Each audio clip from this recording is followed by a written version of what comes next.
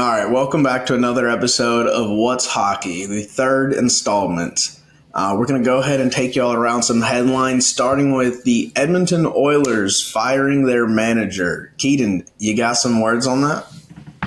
Yeah, looks like the head coach of the Oilers, Jay Woodcroft, got fired. I think it was, a couple days ago. Got replaced by Chris Knobloch. They did lose to the Sharks. The Sharks are pretty awful. They had to make some changes. I saw something watching a little bit of the Oilers and they played the Islanders game for a little bit, and they kept talking about how, if the heat is truly on the GM or the coach or even the players at this point, because they just aren't doing very well. The Sharks, they're both bottom of the barrel, Oilers and Sharks, and probably the best division. You got the Las Vegas Kings with, Knights, sorry, with 12 wins, and the Canucks with 11. Shit, dude. They're pretty much on top. Jay Woodcroft didn't even keep the job very long because he was hired in February of 22. So, a year and a half or so. And I think it goes to, so they have Connor McDavid and Leon Draisaitl, which are pretty big stars in the league. And so I think when I want to say, I was listening to some Toronto Sports Network guy, so I apologize for not remembering your name, guy. I'll remember next time. But he was essentially saying that they were just allowing too much goals, that their defense was a big issue, and that the coach wasn't taking blame for the system, that the system wasn't the reason for the issues, so the lack of accountability added in there. They don't want to keep someone like that, especially when I believe they said Connor McDavid, his contract's going to expire soon. And so they want to keep their star players around. They don't want to keep a coach who can't be accountable, who doesn't have a good system for the defense. And bringing in Knobloch. Knobloch, he coached Connor McDavid in junior hockey, I believe. So I think they're definitely just trying to keep their stars happy and trying to do what they can to contend, because they do have a good attack. It's just they were defensively disastrous. I think additionally, but it's an interesting circumstance though, because normally when a new coach comes in, you get to bring in your assistants, you get to bring in your guys, and Edmonton just said, no, you're taking Paul Coffey. And Paul Coffey was the assistant to the owner and advisor to the owner of the team. Yeah, and so there is some issues of who's actually in charge or where the call's coming down from. So it's definitely going to be an interesting circumstance. Yeah, and I did see a little bit, like I said, of the game between the Islanders and the Oilers. The Islanders scored in the first 40 seconds, so pretty bad on defense. But they ended up rallying, scored 4 unanswered to win. So that's pretty solid. So we'll see how they end up finishing. I know this is maybe it's too classic American sports guy to refer back to football, but it reminds me of Vegas firing Josh McDaniels and the team comes out and wins. I feel like teams are re-energized when they feel like they no longer have, the weight of the terrible coach on their back. And then they're going to go out and fight and run through a wall for the next guy. And I did see that this is Knobloch's first head coaching role. So it's going to be an interesting experience there for sure. Yeah. You got any, Stars news? Or okay, so last week I complained about the awful power play of the Dallas Stars. On Saturday, this past Saturday, they responded and answered the call against the Minnesota Wilds, where, as we know, the Stars came from Minnesota at one point. They were the North Stars. But they gave it to them good. Now, they scored, I believe it was 5 power play goals. Joe Pavelski got in the action. Robertson got in the action. Was Fox's a power play? I don't remember if Fox was a power play. And then they added 2 shorthanded goals. So, one, maybe Minnesota is just extra awful, but 2, it's good to see the Stars scoring in penalty situations and power plays, because last week I mentioned they were 9% of their power plays, they scored a goal. and you can't do that if you want to be a contender in the league. And so getting 5 in one game, I'd like to see that, spread out over a couple games, but no, it's good. And so hopefully that inspires some confidence. They maybe got the right system going. I know Matt Duchene was back this game, and he scored as well, I believe. So the Stars are definitely, heading in the right direction. Yeah, that's pretty good, dude. I'm glad to hear it. Yeah, man. Yeah. What you got on the Red Wings? Alex DeBrincat finally scored. It's after like 7 games without a goal or something in the first 9. He had like 9 in the first 7. And the next one, he never fucking got shit.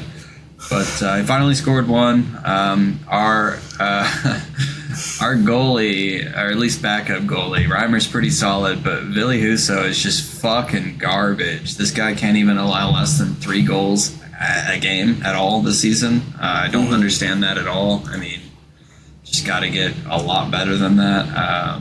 The Florida Panthers have been moving up in their division, and you got to blame it on Ville Husso's inability to save goals. I just don't understand what's happening with that guy, and you can't just allow 3 goals a game and expect to win, especially in tight matchups that may have a more defensive approach, and you may not score as many goals because 3-1 isn't very good when you are allowing. Definitely. And I will say, if that's your starter as well, you got to fire that guy immediately. The backup, I don't know.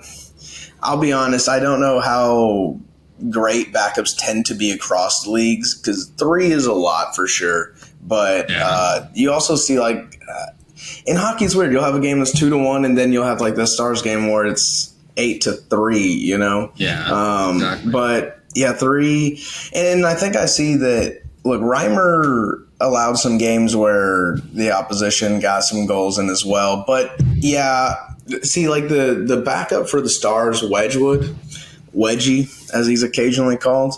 I don't know the numbers on him, but there are definitely games where I'm watching him I wish my boy Otter was back there. So hopefully you don't have to see too much of the backup, because I wouldn't know. I wouldn't think that there's that many available goalies that can step in and cover that for you. Unless for sure. You always have to take that, just because you want to rest your main goalie, your starter and stuff. But it's just pretty egregious when you're allowing at least 3 per game. I think sometimes he's even allowing 5 or more. That's outrageous. You're really putting your team at a massive disadvantage when you're allowing, that many goals. You're asking a ton of your attacking force there, so that is pretty rough. Yeah, get it together, guy. Go yell at your Red Wings. Say what? Go tell them to be better. Just shoot him a text message. Maybe I can step in there. yeah, there you go. But the last game that the Red Wings played was on Saturday. Held off the Blue Jackets for an easy win. We ended up starting the game out with 2-0, which is pretty solid, but we allowed 3 unanswered, and it was kind of annoying just seeing that go through.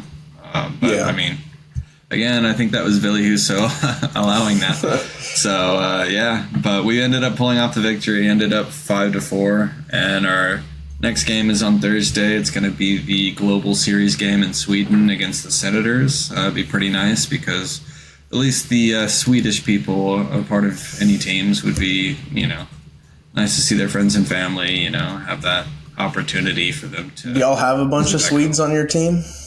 I'm honestly not sure, but maybe we do. Maybe the Senators do. Who knows? It'd be pretty extended break. I saw some news that they're on the ice already practicing, so should be a pretty good matchup. And Senators are the last of the division, so we should win. But you just kind of never know at that point.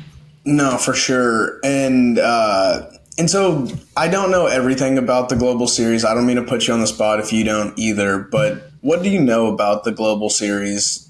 From my understanding, I also don't know very much. Honestly, I looked it up a little bit beforehand. On NHL.com, they just have it as a fan tour, but I guess I just haven't seen a fan tour in the middle of a regular season. So I think it's more or less just kind of how the NFL is going through their international games with England and London and That's fair, and stuff yeah. like that. So I think it's just their way to promote the NHL in different countries, in addition to potentially gathering even prospects from other countries or even just Yeah, Sweden's never heard of hockey. We got to show them how it's done. Got to, man. I mean, these North Americans just know what's up. I think the Swedes are like born on skates and just tossed onto ice. Like I've seen a recent rise in parents throwing their babies into water and then like they naturally know how to swim. I think the Swedes just throw them onto ice and they naturally know how to skate. For sure, so it's an interesting country to be like, we should teach you about hockey. I don't think it's necessarily teaching them about hockey. I think it's just more or less the NHL brand specifically. But yeah, I mean. Yeah, and actually, to be fair, I think the Americans have done much better in global competition than the Swedes. So maybe we could teach them a thing or two about that. Yeah, man, we're pretty good. Watch that be a total fabrication. Like someone's like, dude, Sweden won the last Hockey World Cup. Don't even know what it's called. They won the last Olympics. Yeah, dude. The Swedes are probably pretty good. Who knows? They're too busy worshiping Ibrahimovic and soccer. They don't know what they're doing. And eating like fish with scales on it and stuff. Jellied eels and I don't get roast stuff. Well, I mean, you just don't have much choice over it. It just becomes a roast of Sweden now. That's just how you eat. I mean, that's their burgers. I mean, I don't know. Sweden's so cold, they could use some roasting just to warm up a little bit. Yeah, dude. I mean, you got anything else about the Stars? Well, so okay, I can tell you about. Well, we can talk about the games coming up because tonight's Tuesday night, the Dallas Stars are going to be playing the Coyotes or the Coyotes, as you would say. They play at 7. I'm gonna go ahead and give the Stars a swift W there. The Coyotes ain't got no chance on the Stars. I'll say that one finishes 5-2. 5-2. 5-2. Write it down. I'm calling it. And then Saturday, November the 18th, you got the Stars and the Avalanche. Stars hosting the Avalanche. Of course, the Avalanche won the last Stanley Cup. And that'll be a tough matchup for sure. I mean, Nathan McKinnon. The Knights did. Oh, was it 2 years ago when Colorado won in the last 2 years? Guaranteed. Recently. Guaranteed in the last 2 years. Pretty sure it was the Golden Knights. But it could have been the Golden Knights. I feel like an idiot right now. And this is, all right, we should know. This is embarrassing. Golden Knights definitely won last year. You're 100% spot on that. I believe it was 2 they won years. in 22. So Avalanche won in 22. This is why the podcast is called What's Hockey, not This Is We don't Hockey. know anything. We're figuring it out as we doing what go. we can. We are doing what we can. Well, anyway, that's a good franchise. Nathan McKinnon's good. Now, I know that they lost their goalie. I know he got injured, and he's going back to his home country to rest. He's out for the season. So hopefully they're in a similar situation with the Red Wings where their backup is no bueno. But I will say it's going to be a tough one. I'll say the Stars do edge them out, though. I mean, they were winning the division, at least on the first episode. I did call them out as far as winning that division. But, the Stars look better overall, and especially with losing their goalie. I mean, who knows what they're going to be able to do going forward.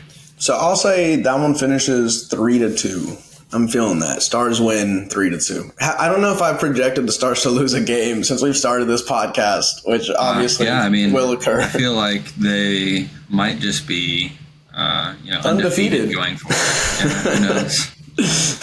I do the think Red Wings don't play until Thursday, so it's a kind of a big gap. So I don't really have much to look forward to up until Thursday. So that's November the 16th? 16th. Yeah. And then they play the next day as well, the 17th, which back-to-backs in hockey always interest me because I know, I've heard some hockey players and big fans of hockey teams of hockey. The Stars played back-to-back this weekend.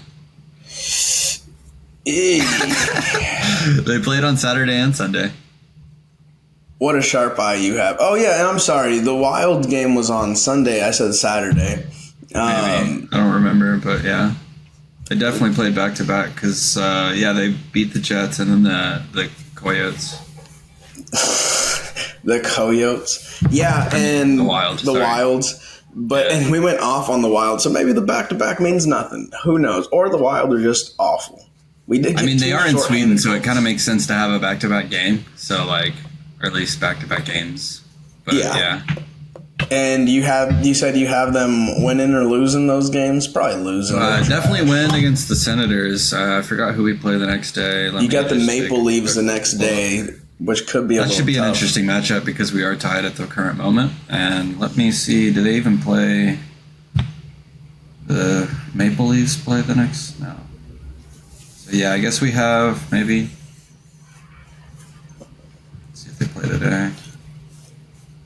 Yeah, And, so like, the don't get Maple me Leafs wrong. won't have an opportunity to edge us out. We'll have a game before them, so hopefully we'll be able to beat the fuck. Senators or the Yeah, there Maple you go. Leafs. The Senators, and then have a better record than the Maple Leafs, and then win that game too. Are you calling for a loss against the Maple Leafs? No. I mean, I honestly think the Red Wings are just going to go undefeated like the Stars, but you know, Man, this is going to be the greatest hockey season for those franchises. it's going to be crazy. I mean, the Red Wings haven't seen the Stanley Cup since 2015-16, so So as long as y'all just don't put in your backup goalie for any games, that may No, hinder for sure. y'all's potential for the undefeated I mean, season. yeah. With back-to-back games, I'm pretty sure someone will be back there that isn't Reimer, but I don't know. But definitely the Maple Leafs should be a interesting matchup just due to the fact that they're tied currently. And I mean, the Maple Leafs don't seem pretty bad. No, they're a solid team.